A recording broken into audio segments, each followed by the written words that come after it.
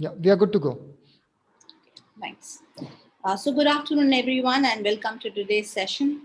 I would like to begin this session with the introduction to the speaker, Professor Dr. Kush Patel. So Dr. Kush Patel is an educator, writer, and public scholar. They're working in the areas of intersection between architectural theory, environmental design, and digital humanities. They also co-lead an anti-colonial digital humanities practice, which is Pan-Nations. It's an international practice called Pedagogy of Digitally Oppressed. They have held academic position of Associate Professor of Architecture and Chair of Academic Excellence at Avni Institute near Calicut in Kerala. Prior to that, he held the position of Associate Faculty Librarian of Digital Pedagogy as a postdoctoral fellow and also an adjunct lecturer at University of Michigan, Ann Arbor. Apart from writing several in separate peer-reviewed journals, they've also produced a co-edited volume on gender and academic leadership in India, and also contributed a co-authored chapter in a book forthcoming with MIT Press. So welcome, Kush. Thanks a lot for joining us today. Great, thank you. Thanks so much, Pragya. And let me just do a screen share so we can be. Okay, great. Hello, hi, everyone. Thank you again. It's a joy and quite an honor to be here as a way to both reconnect with Pragya and Pratyush, but also introduce myself in a new context, to a new institution, to all of you gathered in the room, students, staff, faculty members of the School of Environmental Design and Architecture, as well as its cross-disciplinary units at Navratna University. This talk is dedicated to my students and those deliberate institutional and non-institutional connections that make this queer, feminist, and engaged practice of academic teaching, writing, and scholarship both meaningful and alive for me. My talk is entitled The Instructor Bio, Building Feminist Solidarities in Architecture and Academia, in which I'll share with you two microspatial narratives of learning and teaching in architecture and the interdisciplinary humanities that embody the notion of building as a verb, signifying at once my participation in program and movement building at the intersections of spatial politics, urban histories, and queer feminist positionalities. I'll conclude with notes on how the production of these pedagogical artifacts have allowed me to further personalize my academic biography, or to be more resonant with the title of this talk, The Instructor Bio, towards opening up the academic spaces that we inhabit for a more honest, intentional, and intersectional educational and social change.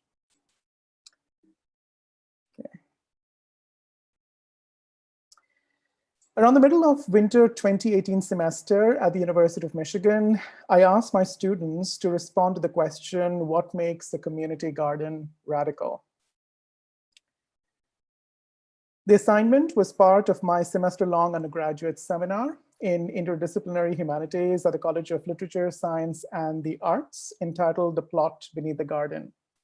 The course was offered through my postdoctoral fellowship appointment at the University of Michigan Institute for the Humanities.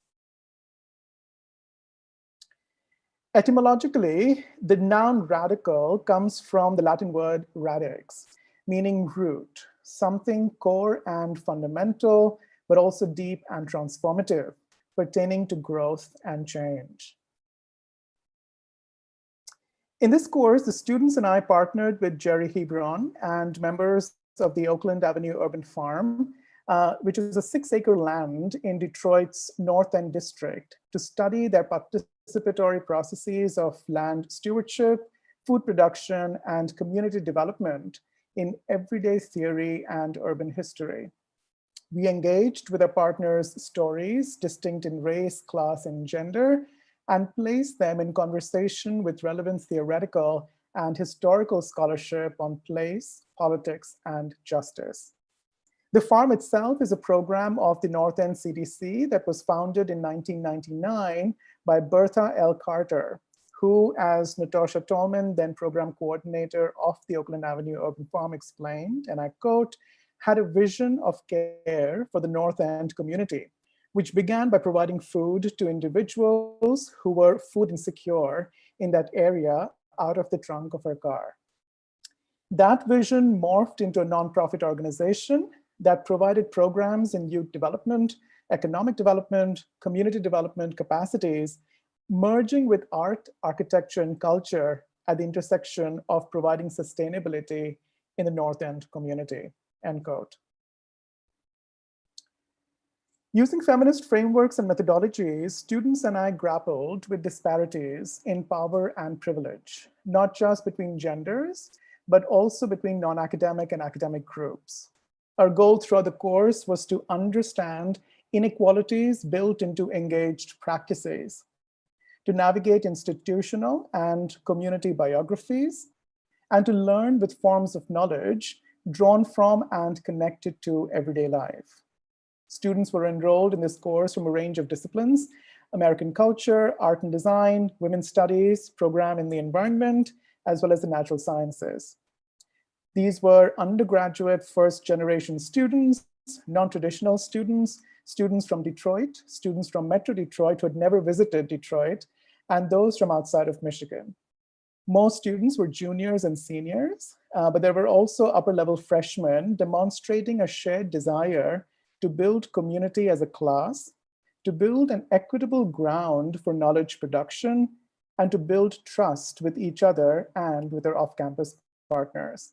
So here on the slide, you will see names of Jerry Hebron, Billy Hebron, Natasha Tolman, John Carter, Linda Ann Carter, and Chris Holder. I just wanted to give a shout out to each of these members that really made this made my sort of experience extremely rich and meaningful, but also it's a lot of hard work and labor on their part to continue to come around and envision a future which is sustainable not just for this group of people, but has a longevity and a transformative capacity as it intersects with art and architecture. I also want to give a shout out to Anya Sirota, who is a professor at the Taubman College of Architecture and Urban Planning at the University of Michigan. And it was that connection that Anya had with Jerry that we were able to sort of find ourselves within, and then build on that to then think of what are these stories, larger stories emerging that need to be understood more spatially, but also politically. And the names of the students you'll see in the UM community, and that included me. So it was a very collaborative formation of a class, and quite, as I said, disciplinarily very rich. So for everyone to come around and to begin to grapple with not just the scale of the city, but the scale of infrastructure as it's being envisioned in everyday life was quite both a challenge, but also a prospect to enter the course with.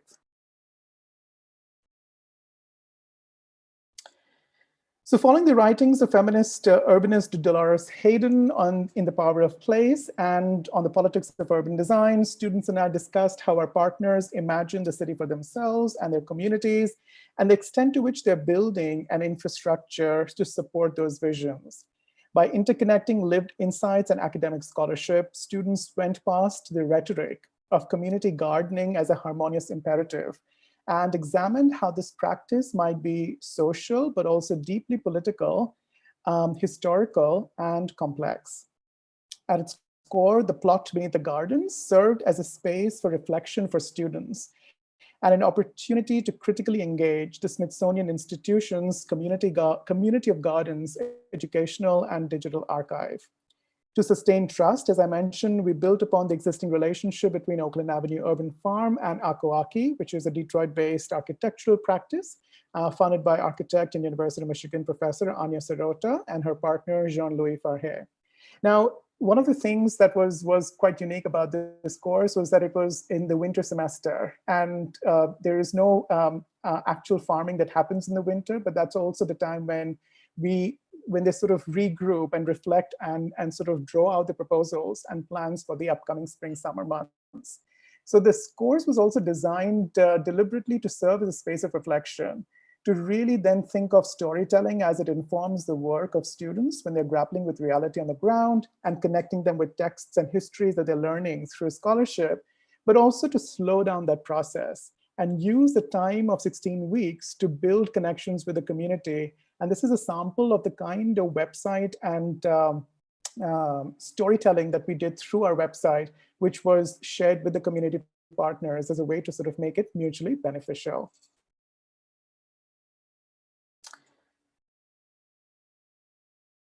Okay. So perhaps it was not surprising then that the politics and practices of care emerge as a consistent marker across student responses to this question of what makes a community garden radical. And what I'll do is walk through a series of snippets of meetings and classrooms that really expanded beyond the classroom of the university to the community center of the farm itself, where the story circles became a way in which to build student skills in connecting with people who are distinct from them in terms of their privilege, in terms of their race, and even in terms of their gender. Likewise, Jerry Hebron and members of the Oakland Avenue Urban Farm were brought to our campus classroom. And there was that kind of a reciprocity that allowed students and the farm members who call themselves cultivators to truly cultivate a sense of connection and care oriented towards understanding stories, but not necessarily in a kind of a surface level reading of their work as it intersects with place and politics and justice, but really begin to sort of allow students to then see themselves as collaborative agents of change in the longer run for those who did want to volunteer in such farms in the future, including the Oakland Avenue Urban Farm. And there was an incredible model which was serving as a base for us to then say, what is the materiality of this practice? For those of you who may not be familiar, Detroit is quite unlike any city that many of us would have experienced or have experienced in our lives. It's twice the size of the city for half the population. And there's a long racial history to how this formation has come to be. But this is to say that the rate of abandonment of property and vacant lots in Detroit is enormous. And so Oakland Avenue Urban Farm is part of that North End district, which has long been vacated, but still it has families who are either moving back to it or families that have stayed on to really begin to sort of say, what do we do with our own future, having literally grown roots in a place where we have been born and raised. And so this model made visible some of the properties that were abandoned, but also the infrastructures that connect those properties enough to then provide an imagination of what new programmatic elements could be part of their own envisioning from the ground up. And so the conversations were, as I said, not just on campus in our classroom or in their community center farm, but also in the very sort of the farm environment where we actually, literally sort of had our hands dirty enough to be able to listen, but also work with them as they were preparing for the spring harvest or spring seeding. And so here you see students who were volunteering as a way to sort of, again, render their services, but also participate in the actual preparation of the ground, preparing the ground, so to speak, in order to not just help the community, but also help themselves understand the process of working with both hearts and hands. And likewise, for students to really have that engaged experience went a long way to then grapple with the politics of not just sowing a seed, but what does it take to sustain that growth in a context where land ownership is also a question, land tenureship is a question, and the future of African Americans has always been one of robust community building, but their future has also been one of intense scrutiny in terms of their place in that city. So one of the things that the course did, and as I said, it was the coming together of different disciplines to begin to grapple with the urban history through the very lens and practicality of urban farming, but also engage the Smithsonian Institution's digital public archive called the Community of Gardens Project. Um, so students, it's an archive which is again accessible to everybody, and it's a brilliant initiative by the Smithsonian program and museum, where they're beginning to sort of ask community gardeners and cultivators from around the country to upload their stories, to sort of archive their own histories in ways that makes it visible, landscapes beyond their sort of much more iconic statuses, and really have the voice of the community be part of that archive. But what we were seeing is that there is this national level discourse on the Smithsonian Project and its invitation to cultivators across the country to have their stories be archived. But there was also a disconnect in terms of whose stories were being archived. And so jointly, our radical critiques throughout the course involved never speaking for the community. One of the things that we did as a community engaged course was to allow students to really appreciate the voice of the community, but to not speak for them, given the fact that they already have the agency to do so. And ensuring that the Smithsonian Project that the class was engaging with was not merely a site to upload stories to, since we were doing this intense narrative building community oral history work, but it was not for us to upload the stories for them, but rather to examine this archive critically. How is it made? Who is it made for? Whose stories are part of the project? Whose stories might currently be missing from the archive, and why? So by the end of the course, students had gained enough awareness of our community partners' lived spatial histories to not want to take away their right to access the site on their own terms or upload narratives in their own voice. Instead, we named and embraced our role as interlocutors between the national level archive and conversations on the ground. Students co-wrote open letters addressed to project archivists as their final assignment, where they incorporated the recorded stories of our community members and advocated for specific openings for wider and more equitable community engagement in both policy and on the archive's elected digital platform. So this was kind of an introduction to students and also a way for the community partners to have enough trust in us that this work of archiving is actually, we are mere sort of custodians of it. The ultimate authority and ownership belongs to them. And as and when they decide to be part of this national level conversation, they could do so. But we were interlocutors enough to translate the importance of that voice and also bridge this divide that we were seeing between, again, an extremely meta narrative and political actions on the ground. And so this is the image that you've seen on the poster as well. And these are the kinds of postcards which, well, there were version of postcards that students wrote for each other, but this was an exercise of cumulative reflection in the end, where I encourage students to write to a future student. What has stayed with them? What has been the most insightful learning for them in the course? But also what new challenges or what other challenges might they have experienced? And this was quite a generative exercise for me to be able to then have a material evidence to the kind of learning, but also really share it with the students and the community partners as a kind of an artifact that stays with them and informs future work, both for me pedagogically, but also for the community actors institutionally. And partnerships matter. So for a course of this small scale, it wouldn't have been possible without the extensive partnerships and the kinds of networks in which we embedded ourselves. So it's one thing to say that it was my postdoctoral fellowship and I got the opportunity to teach a 16-week course for undergraduate students, but because one is thinking through questions of equity and accessibility, one is thinking through questions of privilege and positionality, it was important for me to sort of have that kind of a buy-in from other units on campus as well, especially for the course to then get a wider visibility, but also for the community partners to embed themselves within the resources of the university beyond a particular unit. So here, again, giving a shout out to the library, University of Michigan Library, the Detroit Center, which was our outreach center, Rackham Program in Public Scholarship, and all of these different units from the School of Literature, Sciences, and the Arts, the Institute for the Humanities, the Office of Community Engaged Academic Learning, Departments of American Culture, Women's Studies Program in the Environment, as well as the English Language Institute. And even the School of Environment and Sustainability, School of Art and Design, and the Taubman College were all sort of important partners in really making sort of this course a reality for me, but also kind of memorable for each one of us who was involved in it.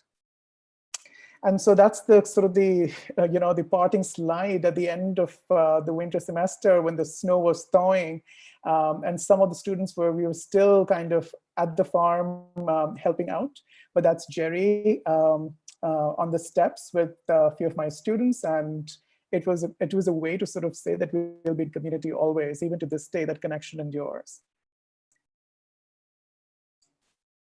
Moving on to the next pedagogical project and a kind of a micro narrative, and pausing on this question of who are we drawing for. So in this talk, as I said, there are two examples. One which is coming out of a seminar that I taught at the University of Michigan, and the other one is a more recent studio which I have been able to lead at our Institute of Design over the last 2 monsoon semesters in particular. And this question is an important marker that I'll return to, and it's coming from one of my students, Ashif Salim, as to who are we drawing for. So they recently concluded completely online and remote semester at Albany Institute of Design. My co-faculty and I led a pre-thesis undergraduate urban humanities studio entitled Cities with Whom, supporting infrastructures of community protection in Virinium, which is a port community, fishing community south of Trivandrum.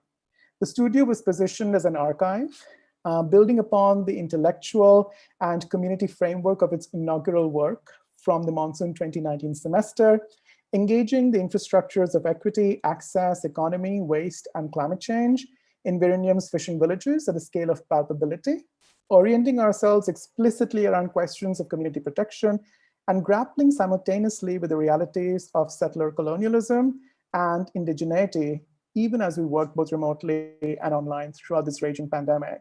So unfortunately, this slide has a series of GIFs, which you're not able to see because it's been turned into a PowerPoint.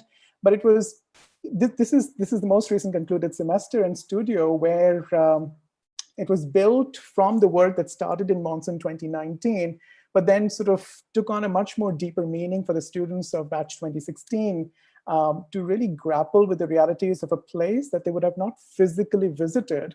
But then how does the archive become a kind of a material reality, a kind of an embodied reality as we're coming together both online and remotely.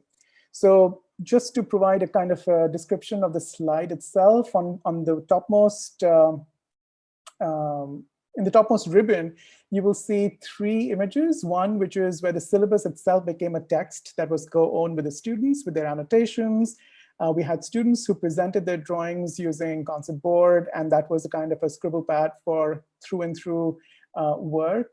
The kinds of moments and engagements that we had on Google Meet, to solidarity dialogues that we had with community members that we had established Connect with. Even studio engagements that happened in terms of their reviews had members of the community who joined in to be able to really critique the work of students from the ground up. Roundtable with Professors Anuradha Mathur and Dilip Dakuna, who were generous enough to not only give a talk, but also engage students in a roundtable. And a kind of a digital media mapping exercise, which allowed students to really gain skills. So these undergraduate students to gain skills in media mapping and thinking through questions of information discernment, distinguishing between fake news and factual news, and then thinking through what are these stories emerging from the ground up as we are making sense of a place remotely for the students in relation to the archive, the media stories and popular media representations of people's lives, and scholarly insights. So yeah, the studio was entitled Cities with Whom. So there's an emphasis on with as a way to sort of identify people and actors who would be part of our learning. On the topmost of the slide, you see the image of the Verenium Harbor, which is the most active part of the village community, and which is also the quietest part of the sea. And that's where all the boats come in with their catch. And it's an incredible scene of the different actors that one gets to see, from migrant laborers to locals who live there to folks who are participating in various economic activities through and through. And on the bottom ribbon are images of destruction in Balyatura, which is about 16 kilometers north of Verenium.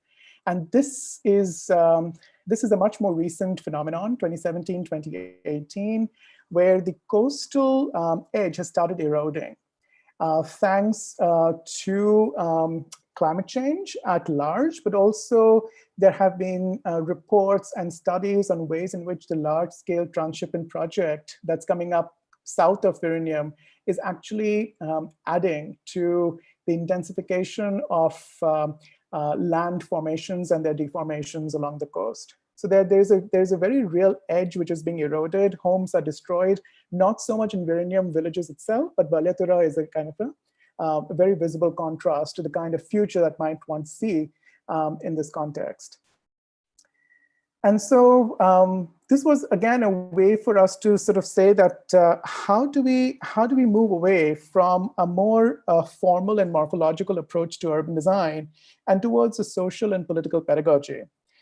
How do we guide and build and translate a critique of top-down urban design expertise that often holds meaning only for cultural and economic elites? And how might we open up possibilities for students to imagine the contours of anti-colonial spatial critiques and community-oriented future practice? So this slide kind of compares what we did over the 2 semesters, where again, situated within the communities of Madhyapuram and Kottapuram in Verenium, the studio was constantly trying to make visible the otherwise palpable infrastructures of equity, waste, economy, climate change, and access. And Verenium, for those of you who may not be familiar, is a port community located south of Trivandrum with a history of growth and displacement since the 1960s. Today, the livelihoods of these fisherfolk are under new uncertainties from the construction of another major project, which is the International Transshipment Terminal currently being built near the villages of Madhyapuram and Kottapuram.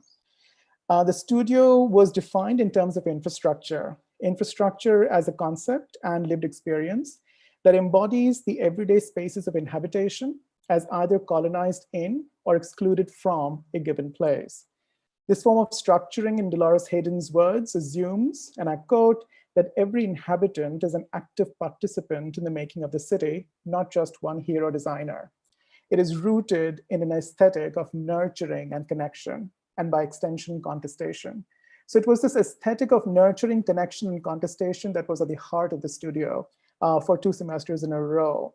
And for us, therefore, both the iterations of the studio, Cities for Whom, which is how it was envisioned to really begin to lay the foundations of building an archive, to Cities with Whom, where we began to sort of then go deep into ways in which communities are already protecting themselves and what kind of micro infrastructures could be put in place to amplify some of these efforts in relation to nonprofit organizations working there.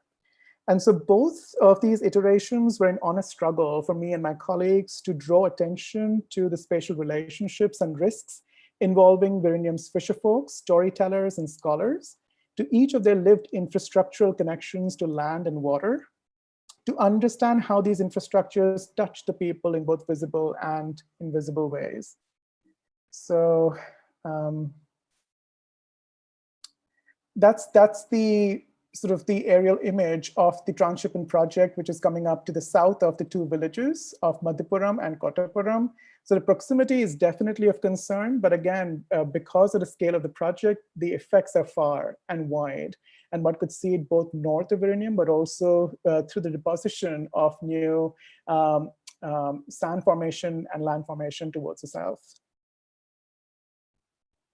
And so students through, this is the work of the 2019 studio. The 2020 studio, their final reviews are scheduled very shortly. So I'll show some of the examples of student works that came out of the first iteration of the studio, where there was not only a sense of understanding the very formal and social logic of space, but also thinking infrastructurally through questions of waste and who are the actors whose lives are implicated in those movements and physical patterns. Again, for groups that looked at economy, how might we expand this concept of economy to go beyond transactional sense and think of much more mutually transformative agents and agencies that are much more microscopic on land, at the interface between land and sea, but also in the sea. And students produced a group song, which we'll play very shortly, as a way to sort of narrate and embody some of the learnings that they were having. To questions of climate change, and climate change, as enormous as it may sound, ultimately the studio was trying to, again, come back to palpability, that none of these effects are so large that one does not see their impact on a day-to-day inhabitation or story or a kind of a life sequence of a person or a fisherfolk family. And it is important for students to begin to grapple and identify the effects of climate change, but also the agents producing or impacting climate change much more locally through a kind of this micro oral history and storytelling work. And so field studies were complemented with visits from local fisherfolk and activists from within the community as a way to then, again, have a buy-in, but also a sense of trust that the studio is not extracting knowledges from a context which we do not belong to, but is in conversation with them to be able to see ourselves as collaborators and potential visualizers of changes that are taking place that could amplify and aid in the efforts that are already underway.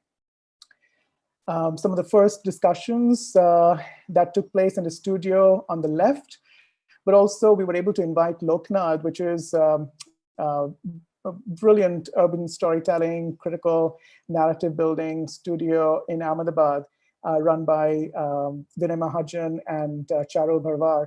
And they were part of the studio as a workshop to really help students think through poem as a material for design, but also help us produce a group song, which I'll play very shortly. And the kinds of work that the students ultimately produced were, again, much more microscopic, but enough to sort of lay their hands onto things that really matter. So whether it is the use and movement of organic waste in these so-called interstitial spaces and how that could be amplified or re-looked at, to understanding the typology of local materials and how economy could be understood, not just in terms of material exchanges, but also their reusability and the kind of sort of shelters that could be then imagined through a much more nuanced and a deep understanding of materials that are sustainable, materials which could be reused, materials that find themselves washed ashore and what happens to them. To even thinking about strengthening existing fishing microeconomies for women through systems like cage farming, which were once experimented upon, but have since been abandoned. So there was a whole sense of propositioning and speculative propositioning that went on, but not to create a future which is out there, but to really ground that future in the concrete lived realities of the present. And so I'll play this song. Let's see.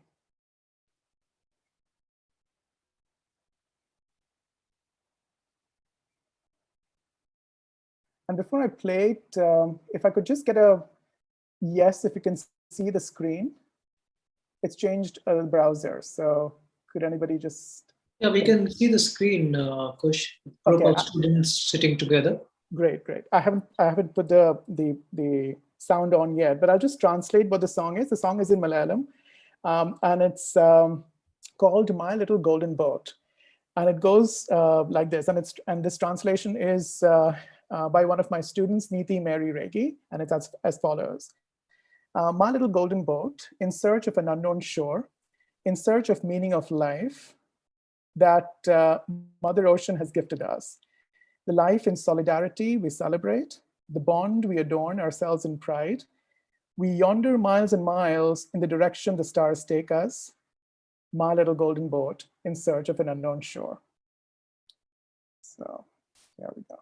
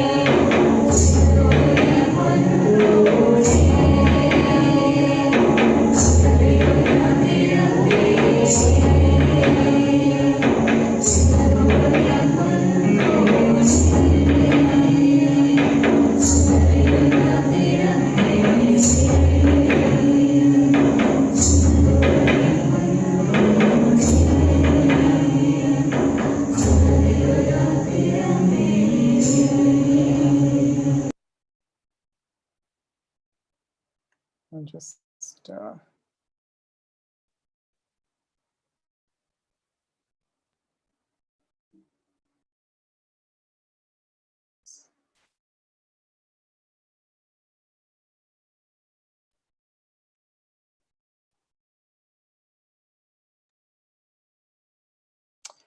okay, so that was a song which, to summarize, was students trying to sort of emphasize that for fisher folk, their most prized possession is the boat, which helps to knit their lives and lives of non-human entities of the sea, the oceans, the stars, the currents, the wind, as companions guiding. But then what is the future in the name of development? So it was a kind of problematic that they had posed before they sort of started speculating on what futures might be envisioned with the community. But this brought me this question that a colleague of mine asked somewhere in the middle of the studio towards the end, that is this an urban design studio or is it an urban insert studio? And I remember sort of saying that it's neither. It's an urban humanities and storytelling studio where we grapple with the histories and futures of colonizing infrastructures on land, in waters, and with winds both uncertain and both certain and unpredictable. And little did we know in 2019 that this idea of unpredictability and certainty will be something that we would grapple in the times of the pandemic, which is why we chose to sort of really go deep into the work that was already created, but then introduce a new set of students who are completely otherwise not connected with that community, and then bring them into the fold to then imagine how the studio kind of grows with them through these histories with the connections that we had with the people. So again, sort of the archive really mattered and continues to be a kind of a living document evidence for the students, but also for the partners that we have established to connect with. And here is just giving a kind of a shout out to a range of folks who came together to be part of what we call solidarity dialogues as a way to really not just bring them as informants, because that was something that we were very critical of, that they're not informants who are telling us what's happening with their lives, but if we are really going to be in solidarity with them, what are the kind of the spatialities of their social life, but what are their everyday lives? How do they sort of grapple with their daily materialities to be able to then sort of think of the spatial reimaginings? One of the artifacts that I talk about is that I talk about this studio in sort of much more expansive breadth in one of the books that Pragya mentioned at my introduction, which is Gender and Academic Leadership in Architecture in India, which came out of a symposium that was held last March, almost a year ago, at Albany Institute of Design, and it's been a wonderful experience to have co-edited this volume with my colleague Somani Raja, but to also have a conversation around leadership and its much more horizontal scope as it shows up either in terms of studio pedagogy or much more sort of authorized notions of leadership in academic institutions, but genders in the plural, genders that are minoritized, and sexualities that are sort of implicated in that network. So it's one of the artifacts which would be sort of archiving this process even further. Which brings me to this dimension of digital humanities, because both the projects that you saw, whether it was in the context of the seminar or the studio, the digital was very much a kind of an important marker and an actor in the learning experiences of students, but never never without questioning. So if in the case of the plot beneath the garden, it was a way to sort of engage with the making of a digital archive and its critical dimensions. In the case of the studio, it was about, again, thinking about access of that archive and its opening up for people who are actually grappling with change making on the ground. And so anti-colonial pedagogy in praxis with the digital is part of my practice that I lead with colleagues Ashley Carantho-Morford and Arun Jacob at the University of Toronto. And it's been a wonderful collaboration since 2017 as a way to then think again cross-disciplinarily. Ashley comes from a background in English and Filipinx studies. Arun is part of information studies with a background in labor studies and critical theory. And we are able to sort of, and I come with the background in architecture, to then sort of unpack the digital as it intersects with the community and think about the contestations, but also media archaeologies that get played into that kind of envisioning. So just very briefly, I'll just say that we are an anti-colonial digital humanities pedagogy practice. Pedagogy is the site of practice for us. We lead workshops, deliver talks, produce writings, teach courses that focus on 3 interrelated framings: media archaeology, community-focused digital storytelling, and online public knowledge and writing. Paulo Freire's writings on the pedagogy of the oppressed are foundational to the naming and structuring of this collective. As we come together to learn in community, we also consistently emphasize the ongoing erasures of and systemic oppressions towards Indigenous languages, cultures, knowledge systems, genders, and sexualities in the global North and the global South that make this responsibility of making knowledge, of deep listening, and of strategic coalitional work particularly important for us. Our partnership remains committed to critical care and kinship and to furthering a process of unlearning, relearning, and co-learning in the context of digital humanities pedagogy. One of the sort of the ways in which I would like to conclude this talk is then sort of, talk about a poem that I wrote as part of my own queer digital humanities participation in a summer institute in 2019 at the University of Victoria. And I'd written this poem as a way to then again sort of implicate my positionality, but also think of its relationship with technology. And the poem goes as shown here, which is, and I'll just read it out. The everyday lives and disclosures of queer bodies lie at the heart of intersectional queer digital humanities, anti-colonial digital humanities, race digital humanities, and feminist digital humanities practices. Disclosures, personal, political, and institutional, that are deliberate reversals of everything that the normative discourses on DH scholarship consider sacred, which is a relationship to technology is neutral, our analysis of this relationship to technology is academic, our access to this analysis of the relationship to technology is exclusive, our exclusivity is white, upper caste, cisgendered, male, straight, and able-bodied.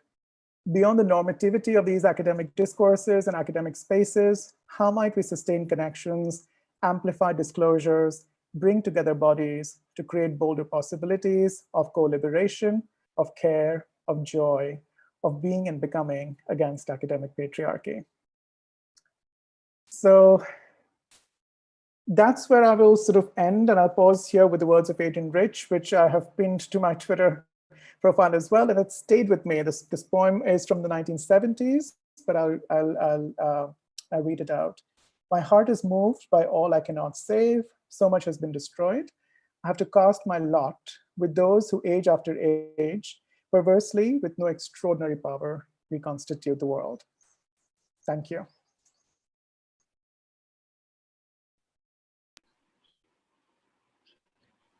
Thank you, Kush. Thanks a lot for this a very interesting and a very different view or different way of looking at approaching these very complex issues or complex ideas. Whether we are talking about these identities, or we are talking about environmental challenges that we are facing today. Now, I would like to invite questions from the faculty members and the students present here. Those students who are watching this on YouTube, you can post your questions on YouTube, or you can send a WhatsApp to me or any other faculty member. I think students will take some time. In the meanwhile, I would request anybody from the faculty members. If you have, can I? Yeah, please. So Kush, thank you so much. Thanks for this. Thanks for, firstly, thanks for agreeing to, give a lecture out here. So the pleasure was all ours. And what I told my colleagues is expect a very fresh perspective. And I think it's very interesting the way you are, and a couple of points I was taking notes that get raised in your, and I don't really have a question, but this is a conversation I'm having. And when you were talking about this whole question of urban gardening, and I think this word urban gardening is something we keep hearing in many schools of architecture. It is a popular term that is used. And I think what you really managed to do with the idea of urban gardening is, in some sense, non-fetishize it as a kind of a romantic notion, an architect's indulgence as to how he or she wishes to look at the question of urban gardening as almost a kind of manifestation of one's own image. And I really appreciate, the way you, I think the way you said how you connected them to the community. So, because the question of urban gardening or farming or urban farming, or cultivation is a larger question of communities and their struggle. And I think I really appreciate, and you used very interesting techniques to kind of, sensitize, and that's the word that seems to be something that is running all through. Because I also really appreciated the term that you used when you were doing this studio in down south, when you said studio is not extracting from the fisher folks. And this is one of the biggest problems when we start talking about the other communities. When we start, talking about the urban poor, or we start talking about some whoever is not us. We tend to often use, I don't know if use is the right word, but we are not, sometimes our students are not sensitive enough to understand their struggles. So I think it's a kind of a deep kind of an engagement that you are encouraging. And of course, to do that, one would need very innovative pedagogies. And even though you're claiming that these are not urban design or urban insert studios, perhaps urban design in a traditional sense, or urban design in a traditional sense, but truly this is a kind of a orientation and a sensitization I would expect any designer to have. So I see it as a preparation for a design, because then to ask these questions. So if you are asked to design, and what would you do and how would you do? That is an interesting question to ask. So I just wanted to thank you for this kind of a very interesting perspective. Thanks, Pratyush. No, you're absolutely spot on. I think when you talked about urban gardening as being fetishized, yeah, how not to reduce it to an object of study which is removed from you, and it's a popular object that everybody is sort of gravitating towards, and then the manifestations are equally populist sometimes in our own lives. That okay, we have a small plot of land, so we can do it. But how to sort of when we're looking at this, so this was actually a seminar that looked at the racial history and a very political history of Detroit, but then through the lens of urban gardening, because for these communities, it was a matter of survival. And when you sort of connect it to questions of survival and an importance of being in place and envision the future of that place, your responsibilities are so much more manifold. And so, yeah.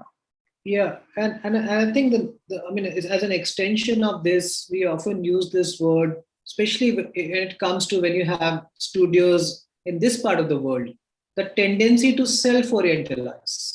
Yeah. And I think I'm very glad that you kind of absolutely not only avoid it, but you also critique it. So because the tendency in design school is also to uh, imagine ourselves as being oriental. And that's why I always say that Orientalism by Edward Said is the first read that one must do to begin to ask more complicated question.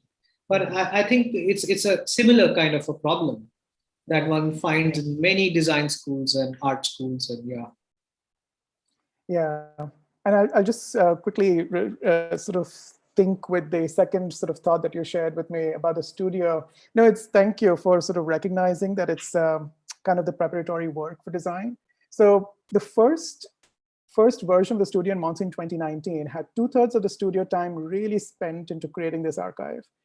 And the 1/3 was about speculative propositioning. And speculative propositioning, again, to not just then come up with a fanciful sort of insertion, but then really think through questions of structure and even the kind of evidence that they were gathering, whether it's material evidence of the building materials that people were using, or the kinds of technologies of fishing that they were accustomed to, and new insertions that could take place. So what are the tiniest of devices that could be seen as sort of supporting or amplifying or reinforcing some of those connections? What we did, what I didn't get to show you in terms of the most recent concluded studio, because as I said, the final jury is just around the corner, was we changed the sequence. So the archive became the material home. And it was a way for students to then get lost in the archive and find objects that start resonating with them. And that was a way to then build transects that would then sort of cut longitudinally for them to start drawing. And both drawing inferences, but also drawing as producing a drawing. That was much more, I would say this time was much more leading towards a program.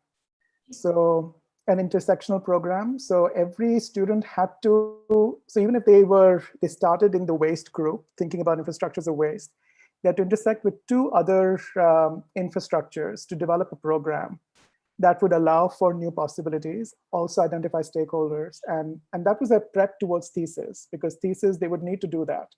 But how not to reduce program to a list of functions and think it much more critically. So was what we did. Thank you. Yeah, thanks. Yeah. So far, I've not received any question from the students. I think they are still trying to internalize it. I think it's a bit complex kind of ideas for them.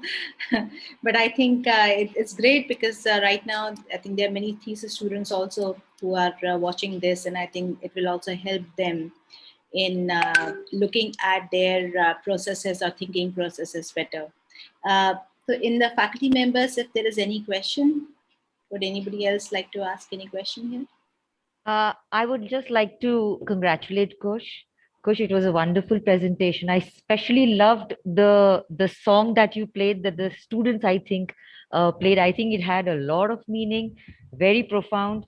And I especially loved the work of the students that you showed today. I mean, it was so sensitive. And I would love to see, since you're saying that the studio is around the corner, it's almost, you're going to be doing their final juries. I would love to see the kind of work that they come up with now. So I think it's a studio which is very, very well conducted, with a lot of meaning, and I'm sure I would love to see the end result. But congratulations, it was a very, very refreshing talk.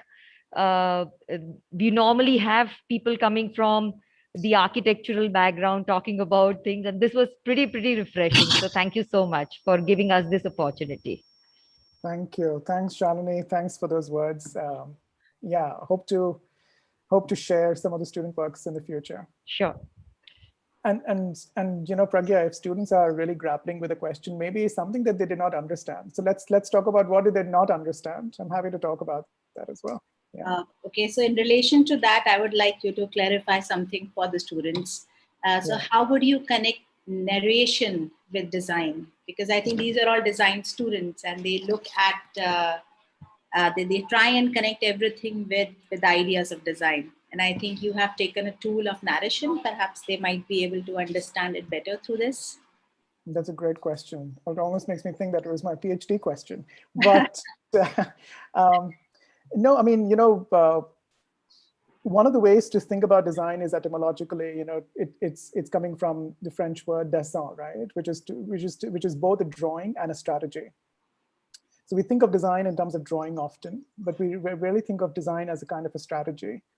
And strategy inherently is a story that is about actors coming together to strategize around a particular set of goals, intentions, visions.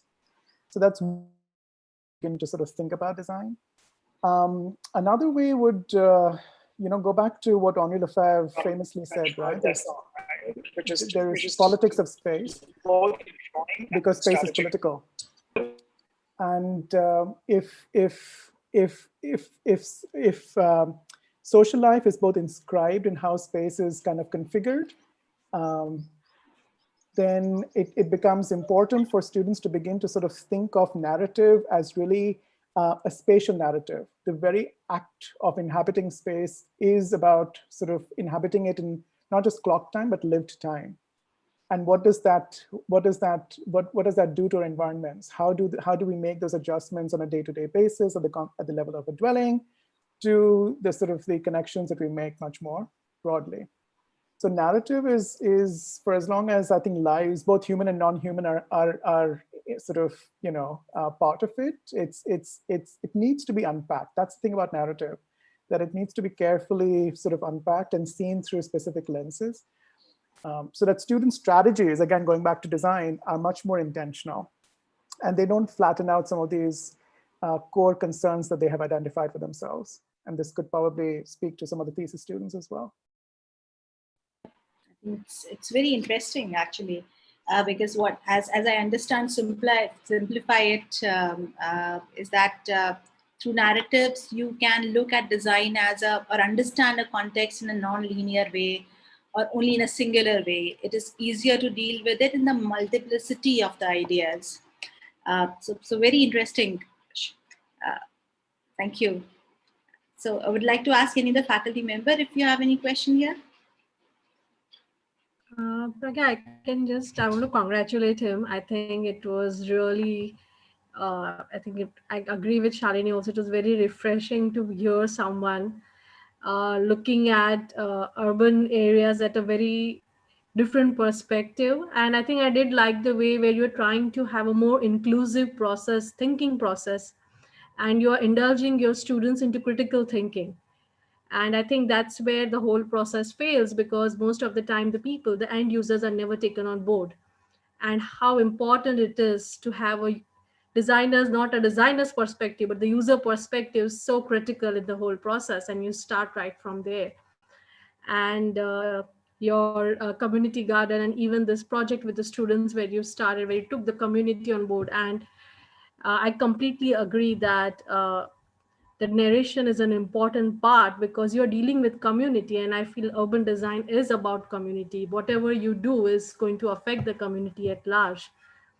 So I think having this multifaceted aspect to it, associated with it. And I think the most important is that you have a very strong theoretical premise you're creating for your students. So the foundation is very clear. They know why, and the idea of questioning the urban concerns, I think that's where most of the courses go wrong, because they never indulge the students in the questions, that how do you question the scenarios, different scenarios. And I think in both the cases that was very well done, and the tools you have employed, I think they are, I think I really enjoyed seeing that process. So thank you so much for that. Thank you. Thanks for your generous thoughts. No, that really means a lot. Yeah, yeah. I often, tell students that, in fact, in the studio, I would often say that, where is design for you in the studio? So instead of, again, going back to my course outline and saying that we will, by week 12, we will enter the design phase, I often sort of have that question with them, that where is design for you? And then it's interesting for them to begin to say that, design has already begun. And that was very, it's very empowering to see that they're able to see a much more expansive definition of design. So. Can I, Pragya, ask another question? Yeah. So this is more, this is now not just a comment or congratulatory message. Now, let's have a question here. So, I just want to understand, whenever we are working in an area of, producing architecture, urban concern, there is this imagination of a future.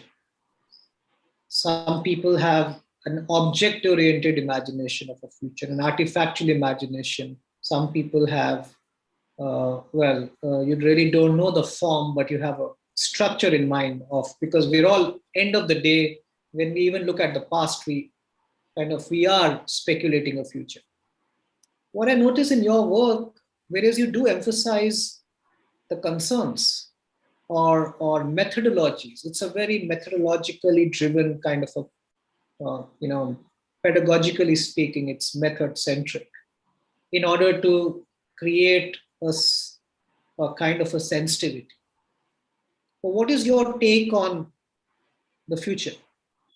Do you have a take, or do you think that's an emergent process that will take care of itself if right things are the right place? Because I think I'm just trying to, push you to play a bit of an urban designer here,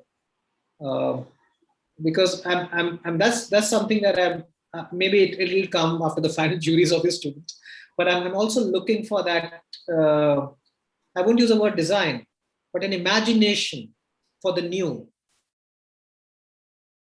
Yeah, no, that's a good question, Pratyush. So, one of the things that I've asked myself consistently is, what are the critiques and pedagogies that we must produce in order to see ourselves as collaborative agents of progressive social change? So that's a question that I ask myself, and it's a question that I ask the students. And what the studio, most recent studio has also resulted into is, even at the typological level, for a student to arrive and say that there's a need for a community clinic in this fishing village, how to sort of programmatically arrive at the sort of the understanding, the scale, the location, but also the possibilities of a community clinic in such an interconnected infrastructural context is what is the material manifestation of that. So, again, students have already just submitted their works, but there's some incredible, very thoughtful gestures that they have come up with. Sometimes they're very phenomenological, that how through reuse or kind of re-understanding of existing locations and relationships, one is able to amplify the connections that people have. Other times, for example, one of my students has provided a very cosmological understanding of economy to move away from sort of this very capitalist market-based economy, because that's the reality with the neutron shipping project as well. But how does cosmology play into spatial narration, and then thinking about kind of a micro-architectural criticism of the development that's coming up. A third student has produced a women's center, but in a kind of a disused and relatively unused location. Rather, let me backtrack. It's used for storage. It's used for migrant laborers, but these are long linear sheds, which have not had any other purpose. So the student has begun to sort of, because the student was inquiring into questions of gender and access, he was able to sort of understand why and how this particular location could then become a way, or its upper story could then serve as a space to mobilize local knowledges in the service of women who are gathered, but also in the service of migrant women laborers who otherwise don't have a sense of shelter. So these are the kinds of new typologies that the students are emerging or coming up with. And that to me is fulfilling to see. Again, then one can sort of critique architecturally, do you know how to put together a building? I mean, that may or may not be the end goal of this very sort of longitudinal studio, but spatially, in terms of scale, and in terms of the connections that you have outlined for yourselves, are you being consistent? Have you addressed the problem that you've identified for yourself? So that is where the future lies, that again, see yourself as collaborative agents of change, and then use your skills of critical spatial thinking and visualization to arrive at a program which is meaningful first and foremost for the people, but also for you to then sometimes connect disparate elements that may otherwise not be connected. So for a student to then say they're nonprofit organizations which are all doing this work, but could there be a platform? Could there be a space which begins to sort of mobilize some of that knowledge sharing? And what role can architecture then play in providing a sense of location and space for that? So that's where it's concluded. Yeah. Does that answer your question? Thank you. Yeah. And it kind of clarifies a lot. Yeah. Thank you.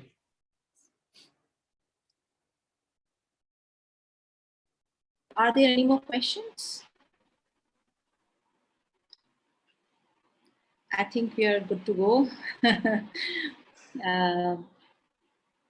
So with this, so thank you, Kush. Thank you for being here today. It was a very, very different kind of talk we had in university as part of the lecture series we have been having since last 1 year. So it was really insightful, and it also helps. I think it helps in understanding the ways in which one can look at even attempting these questions related to urbanity and related to the environmental questions we are facing today, or societal questions we are facing today, and bring it to a design table, right? Beginning to bring it there. So in that sense, I think it was a very interesting and very insightful in its approach. So thank you. Thanks a lot, Kush, once again. Thank you for being here. Thank you. Thanks again to you, Pratyush, to everyone gathered. And thanks for listening to me. I often sometimes wonder if the audience is with me when I present, but thanks. This has been a good moment for me as well. So thank you. Thank you. Bye-bye. Thank you. Thank you. Bye. All the best. Thanks, Pratyush. Thank you. Bye.